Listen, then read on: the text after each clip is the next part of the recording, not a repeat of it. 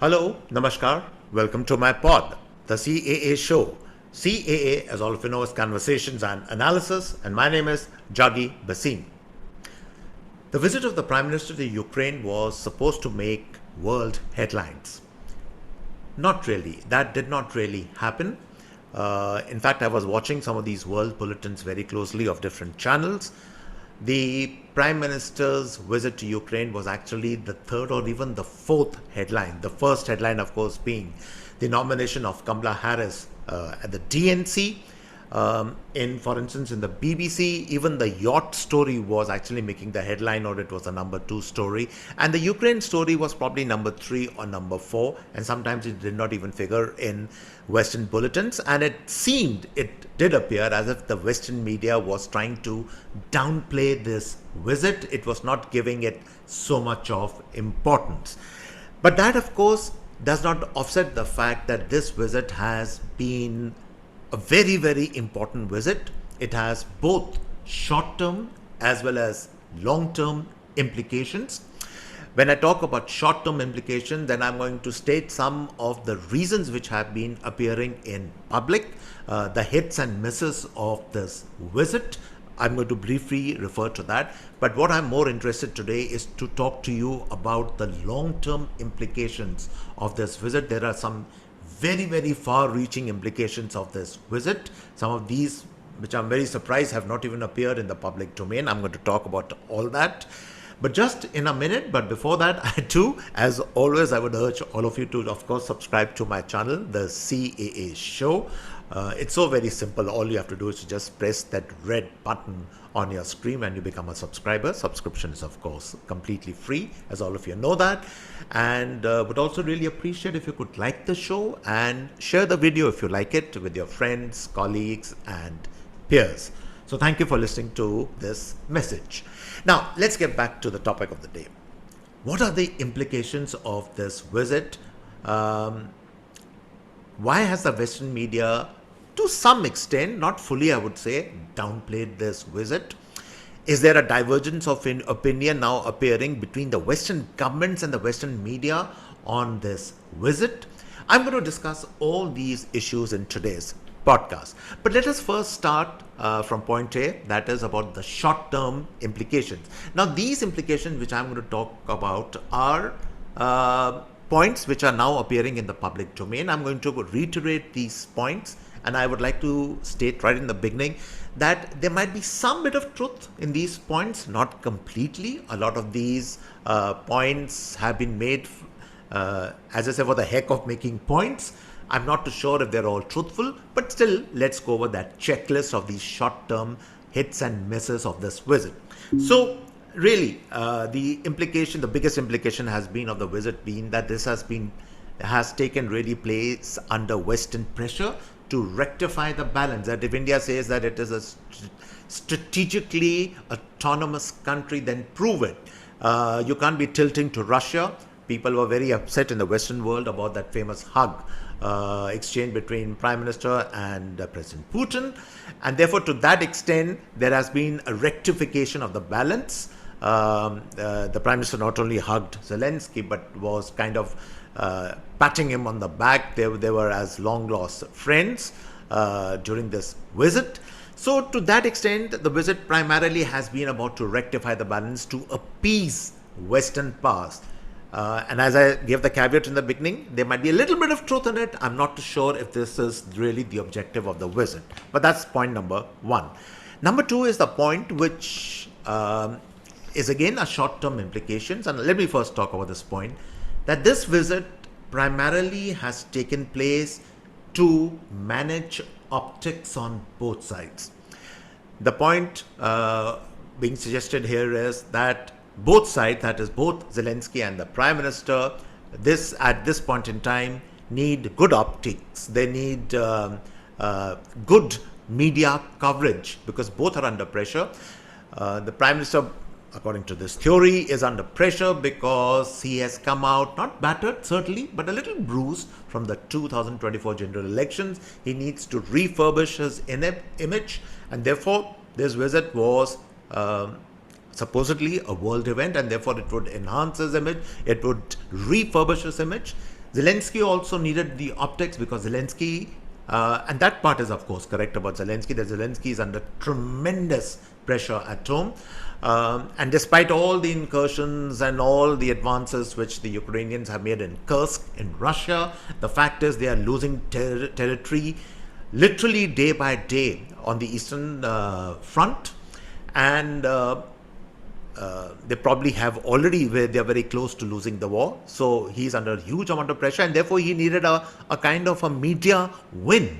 And nothing better than having these photo ops with our Prime Minister. So that, of course, is another reason to subscribe to this visit. And then the hits and misses, the short-term implications, which I talked about earlier, the doubting Thomases, a lot of people are questioning the fact that if the Prime Minister can visit Ukraine, then why can't he visit Manipur? There might be a little bit of truth in that. So let's also keep that particular factor in mind. There's a suggestion that there are so many conflicts which are happening within the country at the moment. Why can't the Prime Minister go to all those conflict zones instead of visiting Ukraine? And then the last miss of the visit, the misses, as I said, of the visit is, of course, the Western media, which, and there might be some truth in this particular point, is that even I closely followed the reports of the Western media in different channels, in different forums, and there is this supercilious attitude, a sneering attitude of the Western media. They're not exactly giving kudos or the thumbs up to the Prime Minister for taking this initiative. Rather, they are suggesting it is taking place under Western pressure to rectify the images of the Prime Minister hugging President Putin on a day especially when so many kids had lost their lives in a Russian bombing raid. And therefore the visit, they are equating the visit to that particular factor, and they're not particularly, as I said, complimenting the Prime Minister on this initiative. And they certainly are not even suggesting that something can be done to break the logjam between Russia and Ukraine. So these are some of the ideas, these are some of the hits and misses, I call them, which are there in the public domain. I thought I would bring them to you, and let's keep this backdrop in the mind. But what is more pertinent is to understand the real reasons, the long-term implications of this visit. That is what I want to talk to you, talk about today to all of you. I think the single biggest reason why the Prime Minister, and now these are my reasons, I think this is my analysis of why the visit actually was initiated, why it has taken place, and the real reasons for the visit is that the Prime Minister, and especially our country, has conveyed to the world that today, in today's day and age, any big problem which the world faces, any big problem, and it cannot be solved without the bringing in, without the intervention, without the good offices of India. India is like this permanent fixture now at the high table. You require India to solve the world's greatest problems. We, of course, have proved it when COVID happened. No question about it. We showed our mettle to the world. The world, of course, forget about the Western media, even some parts of our own media, whatever commentary they were doing at that point in time. But we proved to the world that the world cannot do without India's good offices, without its intervention. And I think this visit primarily was aimed at that particular aspect. But along with that aspect, a very important objective of the visit also was to send a message to, hold your breath, to China. Yes, you heard me right. This visit was also a message to China that today it is India and not China, which is now the power, which is now the country that people will turn to, whether in the East, whether it in the West, or in the global South, to look for solutions, to look for a way out, and especially to play the role of a honest person.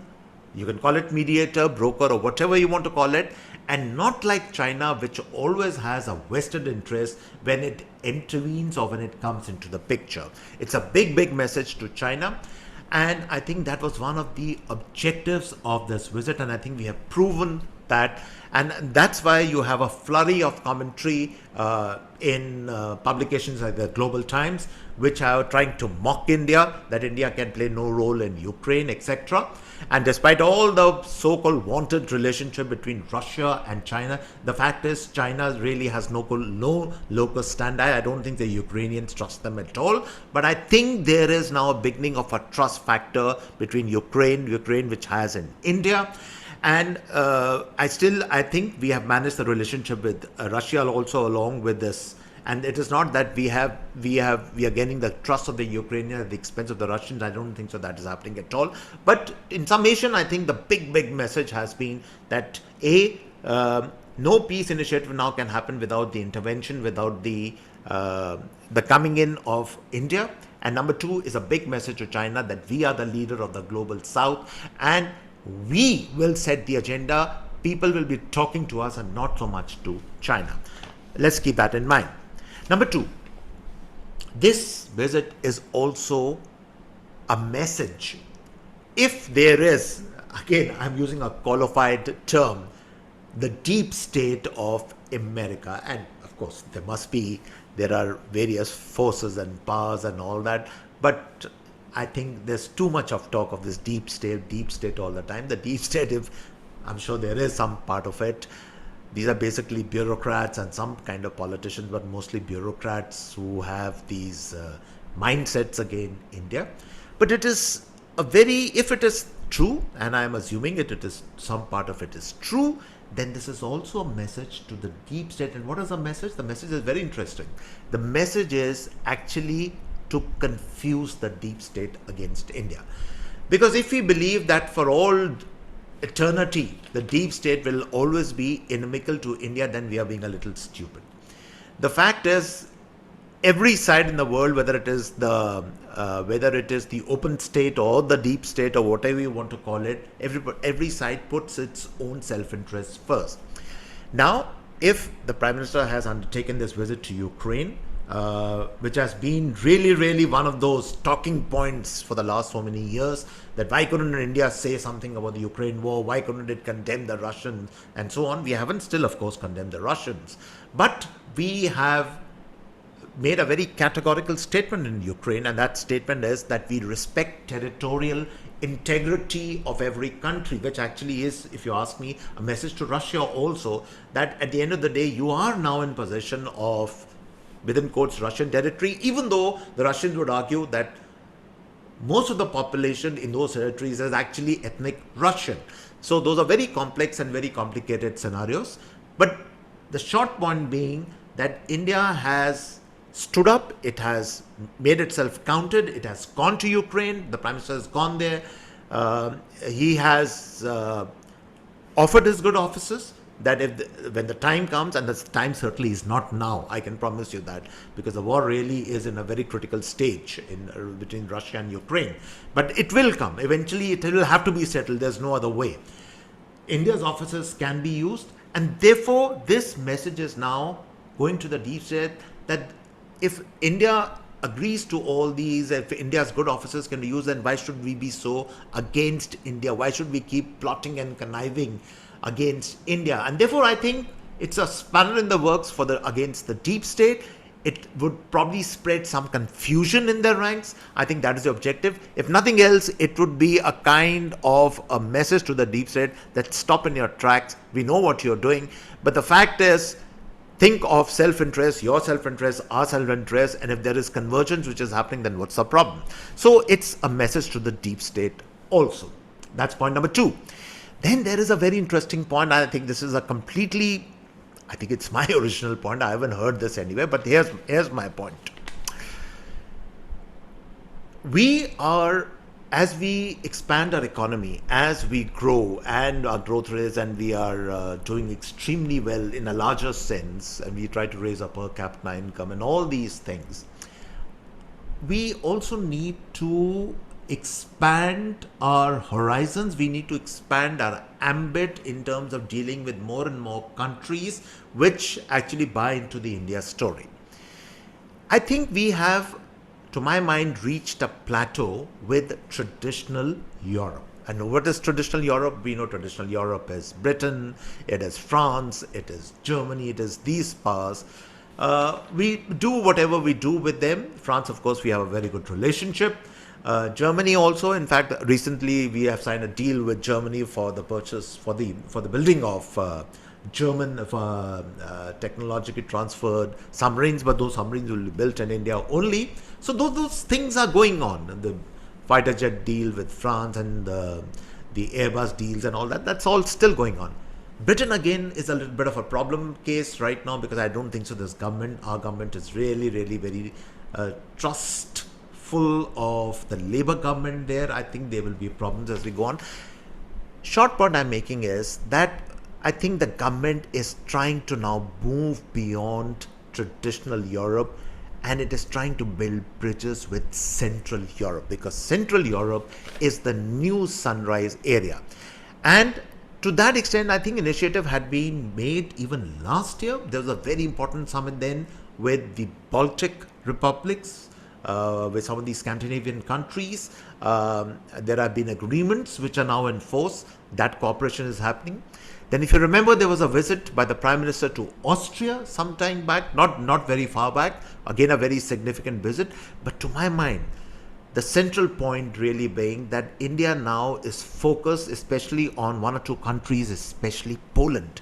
And we need to talk a little bit about Poland, one or two lines. Poland is again a very important emerging power in Europe, in Central Europe. It has certain conservative values which are in sync with the conservative values of our government here. That's very in terms of immigration, migration, and all these other factors. But the fact which people need to understand is that Poland is a rising and a very strong military power in Europe, and therefore India wants cooperation, and Poland also is very desirous of having a close relationship with India, both in technology and so many other fields, and therefore that is the other big factor. And also, let's not forget the fact that we actually have been cooperating with Ukraine on many areas.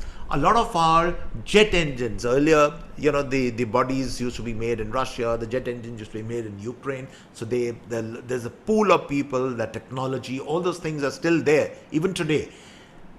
And the other big factor which we keep forgetting is that we import a lot of sunflower oil, and I think Ukraine is probably the largest producer of sunflower oil in the world, sometimes even food grains. And therefore, that cooperation is back on track, hopefully. What I'm trying to tell you is that the government, I think, is recalibrating and shifting focus now on Central Europe. Traditional Europe has reached a plateau. I'm not too sure how much we can grow there. And therefore, the new world, the new order in Europe is actually Central Europe. And this is what the government is saying. And therefore, the Ukraine visit, to that extent, the Poland-Ukraine visit, I would rather say, because we keep forgetting this was also a very important visit to Poland. This visit was to emphasize the focus on Central Europe. And as I said, along with that, the idea was to kickstart the defense cooperation with Ukraine. And also to that extent, you see, we have also we know about it that Ukraine has been in some kind of a defense cooperation with Pakistan. I think the idea is to also wean away Ukraine from Pakistan. And the most interesting thing is that this cooperation is not so much as a lot of people think it is to diversify or to move our focus away from Russia. No, not at all. I don't think so that is happening at all. I think our focus, our friendship with Russia is definitely ironclad. I don't see any chinks in that armor. But the idea is also to re-emphasize now focus towards Central Europe. And therefore, to that extent, this Poland-Ukraine visit was extremely important. And then, of course, the other long-term objective of this visit also was to put a spoke in the wheel of the Western narrative that India is a biased country towards Russia and against, the concerns and the priorities of the Western world. India has proven now that we are equidistant to that extent. We are not non-aligned. I mean, that term has changed completely, not only the term, but the ideology.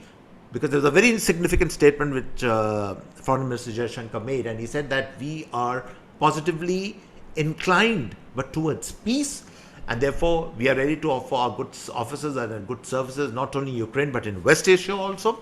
And therefore this message is now going home to the governments in Western Europe that India is a serious, it is a non-biased partner. It generally wants peace, unlike China. Because China, whenever it intervenes or offers its services, everybody knows that China is looking to extract something out. They are exploiters. They end up exploiting something or the other. And therefore, a large part of the world doesn't really trust China. And therefore, it's having this impact of this relationship with China.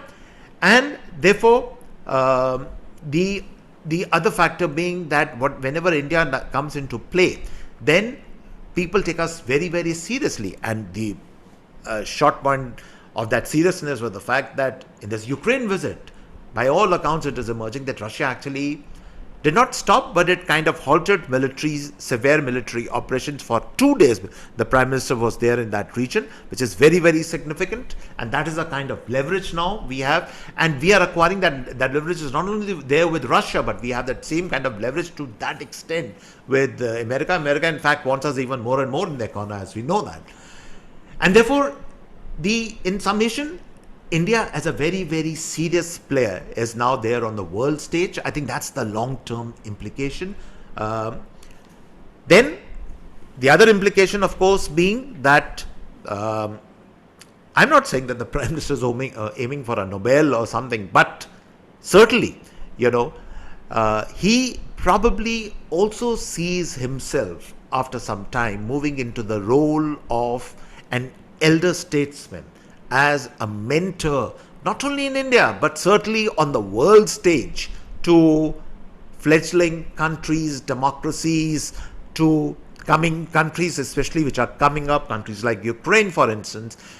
In fact, that snapshot of the Prime Minister putting his hand around Zelensky's shoulders, it was almost like a father-son kind of a visual in a certain sense. And therefore, this role, this image of the Prime Minister as an elder statesman, as a mentor, I think that is what the world will now start experiencing more and more. That is also the objective. And if that leads to a Nobel Peace Prize, if it leads to other accolades, which is good for India to that extent. I don't think that the Prime Minister is just purely doing it out of his own selfishness, I want to win a Nobel Prize. Not really. But it is also how you fix India's image. And you would ask that, what is so different? Nehru also tried to do the same thing. The big difference is, yes, Nehru tried to do a lot of those similar things, but Nehru did it because we had no military strength at that time. You do this on the basis of both economic and military strength, and a Prime Minister, after ensuring that we have now really sufficient military strength, our economic strength is increasing by the day, can afford to play the role of this elder statesman, a world statesman, a mentor. I think that is another long-term implication of this visit. And finally, and the last point, there is also a domestic compulsion or a domestic implication of this entire visit, and that simply is that the Prime Minister is a man of action and not only words, unlike a lot of other people who keep blowing words, hot words in the air. The Prime Minister showed, and there was, by all accounts now, reports are coming in the media that this visit was quite risky to a certain extent, because there are a lot of hostile forces in Ukraine.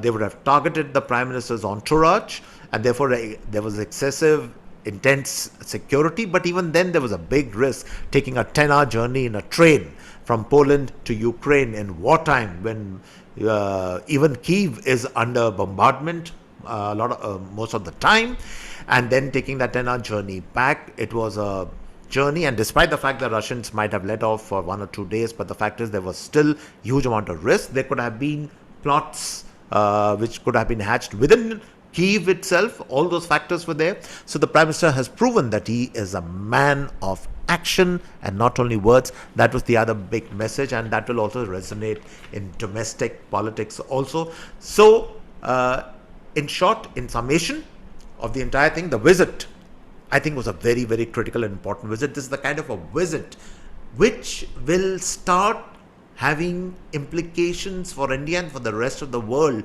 as time goes by. It's not some short-term thing for 1 or 2 days. There is talk and everybody forgets. And also, we need to separate Western media narrative, which will, as I said, come what may, it will always be biased against our country, and especially the present dispensation, as against the governments out there, even the deep state. That hopefully will start softening over a period of time, getting better for us, and therefore the implications are huge that India is an honest player on the world stage. It is brokering or trying to enter the picture or bringing sides together without any vested interest, unlike, as I said, China in the beginning. That's the huge implication. And I think these messages have been sent by this very, very important visit of the Prime Minister to Poland and Ukraine. And so on this note, I come to the end of this particular podcast. I hope you really liked it and you like my show. Do subscribe to it. And on this note, goodbye and cheers. Till next time.